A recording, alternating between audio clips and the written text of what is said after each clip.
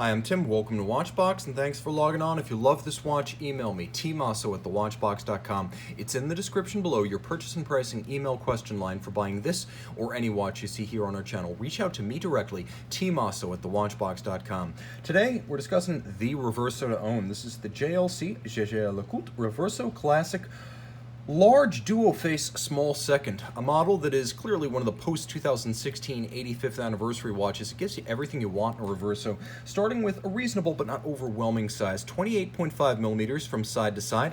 The watch measures 47.1 millimeters from lug tip to lug tip. The timepiece is 10.4 millimeters thick with a 20 millimeter spacing between the lugs. Throw it on the wrist.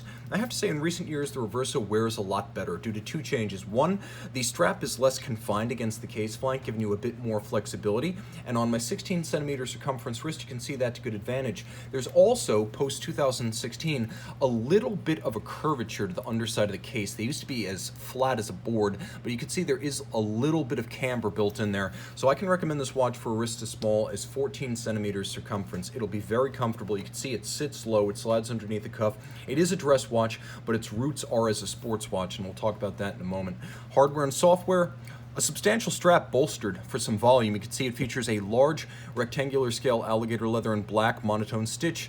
There are sheer edge construction profiles that let you see the leather where it's all bound together, and this is a new Jaeger-LeCoultre factory strap made by Camille Fournet in France, OEM supply, straight from the factory, still in great shape, along with the pin buckle, which is simple and rose gold to match the case. Now, the Reverso used to be a sports watch. The idea in 1931 was if you were a polo player, and that was the original intent, you would flip the watch over, and what was then a glass crystal would instead be replaced by a solid case back that you could smack with your polo mallets. Well, in the early 90s, JLC realized the Reverso was no longer a sports watch, and so it became a platform for twin dials and display case backs. And it makes sense, a complication that involves both sides of a reversible watch. So we have this travel time dial, and of course, as ever, JLC, a manufacturer making both the case and the movement.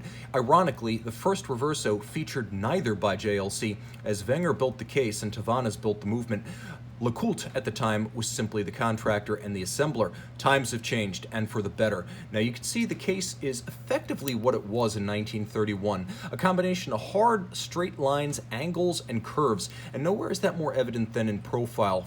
From an oblique angle, you can see that there's actually a little bit of a conical, rounded profile to the lugs. They're not as sharp and linear as they look when you see those soldier shots online. The case flank is also barrel-shaped and beautifully arced with those striations or gadroons wrapping all the way around the case from front to back. Now, this watch does still feature some original packing stickers, so if it looks a little bit less shiny, reflective, and polished than a new watch should, that's because it is effectively still in like-new condition. We'll let you remove those stickers. That's your prerogative.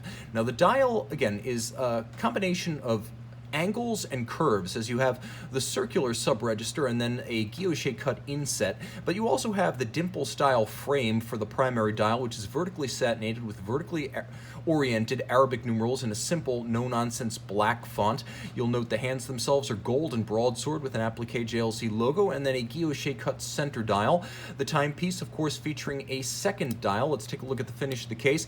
Engine turning inside. You'll also note that there is a adjuster. By the way, how much do you love these little pin snap spring-loaded ball bearings that allow you to rotate the case with a crisp snick and a snap. One of the innovations in recent years has been the removal of the pin dimple or the pusher adjuster on the flank in place of one that is hidden inside the case when it's stowed. Now you have the ability to step the second time zone, and note that there is a 24-hour AM/PM register at the base of the dial, so you know whether you're looking at day or night. This is also a loomed dial, so as a true travel watch, it allows you to easily view your watch in the dark of an airline cabin during a long trip.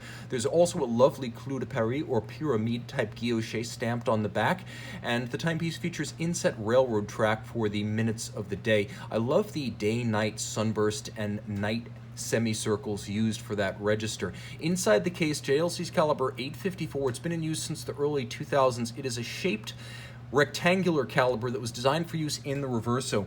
Manual wind, 21,600 vibration per hour beat rate, 42-hour power reserve, pivots on 19 joules. It has true dual time capability, and it features a free-sprung architecture, which is a modern change. This is actually the 954A2. The original version wasn't free-sprung. This one is. That makes the movement tougher and better able to hold a precise adjustment in the face of bumps and concussions on the wrist. The case itself is immensely complicated, and it includes over 50 parts.